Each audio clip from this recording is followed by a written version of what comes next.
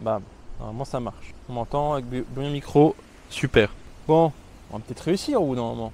Il y a quelques temps, j'ai vu une vidéo YouTube de Emilio Abril et il parlait d'un truc que je voudrais te montrer. Le contenu que tu consommes conditionne le contenu que tu crées. Et un énorme cheat code qui est vraiment sous-coté en tant que créateur, je te le donne là, c'est de te former à la source. Tu as un champ infini de connaissances dans lequel tu peux aller creuser. Ne choisis pas la solution de facilité d'aller prendre auprès du premier gourou venu. Va chercher le savoir à la source. Va lire des bouquins oubliés, peut-être des bouquins un peu techniques que tes concurrents auront la flemme de lire parce qu'eux, ils sont trop à scroller sur TikTok, tout ça. Toi, ça va te donner un avantage injuste. L'idée globale, c'est va te former là où personne ne va te former. Va chercher la connaissance là où les autres auront la flemme d'aller la chercher. Et c'est de cette manière que tu seras unique et remarquable. Et le plus beau, c'est que tu n'auras même pas d'effort à fournir. Ce sera automatique. Si tu lis les mêmes best-sellers que tout le monde, type, je sais pas, Atomic Habits, Comment se faire des amis de Dale Carnegie, le contenu que tu vas pondre n'aura pas grand-chose d'original. Donc c'est ta responsabilité d'aller te former là où personne ne va se former. De cette manière-là, tu pondras automatiquement des contenus uniques et tu attireras beaucoup plus l'attention que tes concurrents.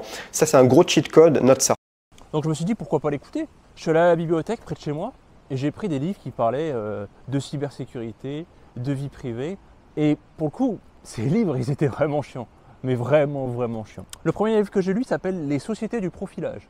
Il fait environ 400 pages et il raconte comment les GAFAM utilisent des algorithmes pour mettre un profil sur nous, pour déterminer nos actions, nos comportements et nos désirs. Le problème, c'est que l'auteur, il parle avec des phrases alambiquées de ouf, on ne comprend rien à ce qu'il dit. Il utilise du vocabulaire qui n'est pas compréhensible, ou du moins quasiment en vieux français, et il utilise des phrases à rallonge pour expliquer une idée simple. Et là, pour le coup, j'ai compris ce que ça voulait dire chiant. En plus, il cite que les problèmes. Il n'y a pas de solution, quasiment aucune. Il ne donne pas de solution. Comment s'en protéger, comment être sensibilisé à ça. Il donne que des problèmes, en mode les GAFAM sont là pour nous profiler. Ben, c'est super, ça on le savait un petit peu déjà, je pense. Mais les solutions, elles sont où, concrètement? Là, je viens de lire un livre de 400 pages pour me dire qu'au final, j'ai que des problèmes. Bah, c'est super, ça ne m'arrange pas beaucoup, ça. Généralement, quand je lis un livre, personnellement, c'est pour avoir des solutions, c'est pas pour avoir des problèmes. Il y a un avis sur Amazon pour te dire à quel point personne n'a lu ce livre. Pourtant, le mec, il fait une thèse. Le mec, c'est un thésard, c'est un docteur. Donc, tu pourrais dire, bah, il y a au moins des gens qui suivent son travail. Un avis sur Amazon, je pense pas que ce soit beaucoup. Le deuxième livre que j'ai lu, c'est Que fait l'école des données de nos enfants. Le livre, il fait 200 pages. Il raconte comment l'éducation nationale utilise les données de nos enfants pour, par exemple, savoir le régime alimentaire d'un enfant, pour savoir le programme sur Parcoursup, quel vœu il a fait, etc. Toutes ces données personnelles liées à ton enfant, du début jusqu'à la fin de sa scolarité, donc de la maternelle jusqu'à la terminale, voire plus après dans les études supérieures, comment sont traitées ces données par l'éducation nationale. Le problème, c'est que, pareil, c'est long et fastidieux à comprendre. Il y a beaucoup de notions qui sont expliquées, comment dire, de manière trop longue et trop fastidieuse. Et ce qui est normal, parce qu'il y a beaucoup de concepts techniques à aborder.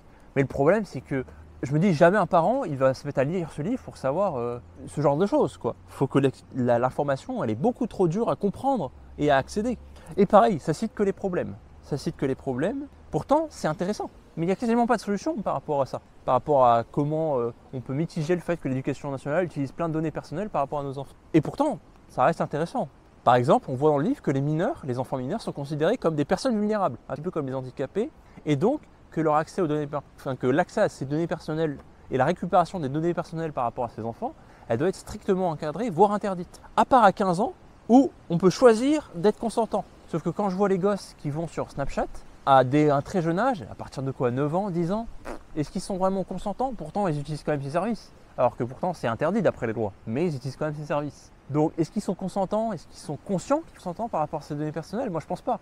Ou alors, pour utiliser les données personnelles d'un enfant, il faut qu'il ait été informé de manière pédagogique à quoi vont être utilisées ces données personnelles. Je suis pas sûr que toutes les applications de réseaux sociaux elles expliquent bien comment les données personnelles sont utilisées de manière pédagogique. Ou ils peuvent le faire en étant accompagnés des parents, des tuteurs qui leur expliquent tout ce genre de choses.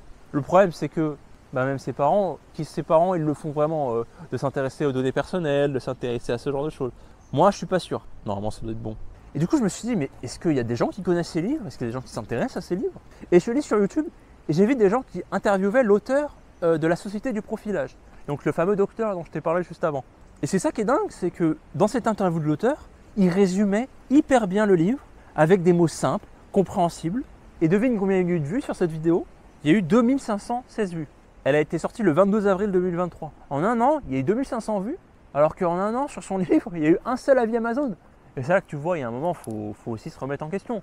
Le livre est hyper chiant, même moi, j'ai trouvé qu'il était chiant à lire. Et pourtant, dans la vidéo, il explique hyper bien, dans l'interview, il explique hyper bien qu'est-ce qui se passe dans le livre, qu'est-ce qui est expliqué, avec des concepts simples et des exemples.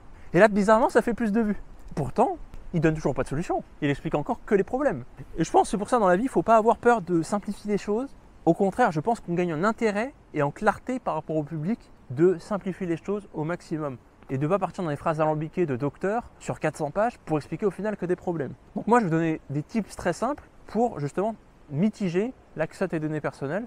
Et on va essayer justement de simplifier au maximum. Parce que faire des phrases alambiquées, moi, c'est pas mon style. Le premier conseil que je te conseille, ce que je te conseille en premier, c'est de mettre un adblocker.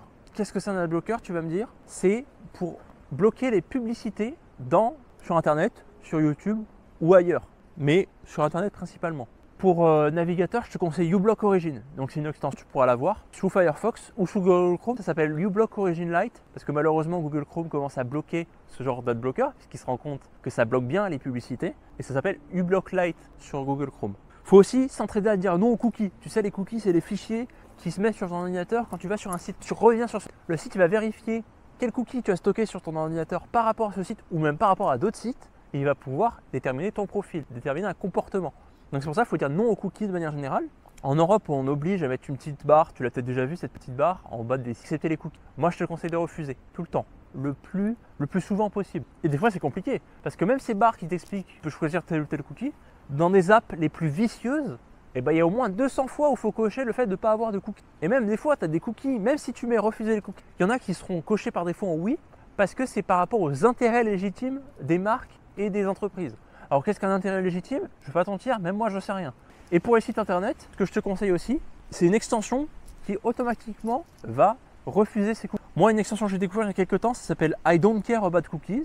Je pense que la phrase est assez claire. Et cette extension, elle va faire quoi? Elle va refuser automatiquement tous les cookies qu'il y a sur les sites. Donc elle va cliquer à chaque fois sur le bouton non sur les barrières. Ça ne marche pas tout le temps parce que forcément, il y a plein de sites qui ont des bannières différentes. Donc forcément, s'adapter à tout, c'est un petit peu compliqué. Mais ça marche bien dans la plupart des cas. Donc c'est pareil, c'est dispo sur Firefox et sous Google Chrome et quasiment tous les autres navigateurs. Et le troisième, malheureusement, c'est aussi de limiter son usage. Et là, pour le coup, c'est de limiter son usage des réseaux sociaux. Parce que les réseaux sociaux, tu ne peux pas mettre d'adblocker, tu ne peux pas non plus refuser les cookies, la plupart. Par exemple sur Instagram mobile. Et au final, plus tu vas utiliser l'application, plus elle va comprendre ton comportement, ce que tu likes, ce que tu commentes, ce que tu vois, pendant combien de secondes tu le vois. Et ça va nourrir l'algorithme TikTok et Insta. Ça va nourrir tous ces algorithmes qui vont après comprendre ce que tu aimes, ce que tu veux. Le problème, c'est que moi, Instagram, c'est bien beau d'enlever Instagram.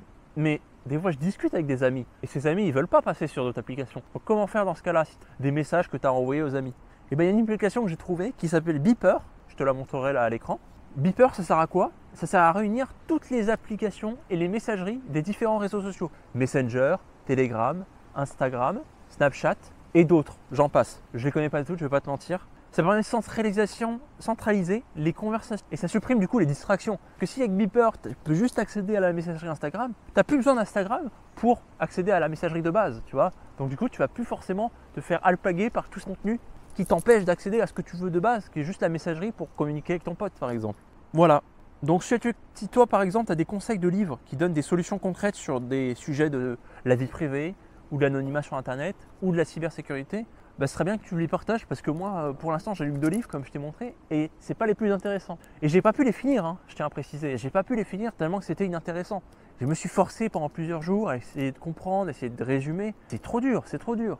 J'ai pas cette patience de lire ce genre de livre de 200, 400 pages où il y a des phrases alambiquées, où ça ne cite que les problèmes et il n'y a pas de solution. Si tu veux d'autres conseils comme ça concrets pour savoir comment te protéger des données, je vais faire une newsletter qui va parler je vais t'envoyer différents mails pour te montrer par exemple les outils que je trouve au jour le jour pour essayer de mitiger ce fait d'être profilé, d'avoir ces données personnelles qui sont payées par les multinationales pour t'aider à un peu enlever cette charge mentale que tu peux avoir par rapport à ça. Une fois par semaine. Donc n'hésite pas à liker si tu as aimé la vidéo et on se retrouve pour une prochaine.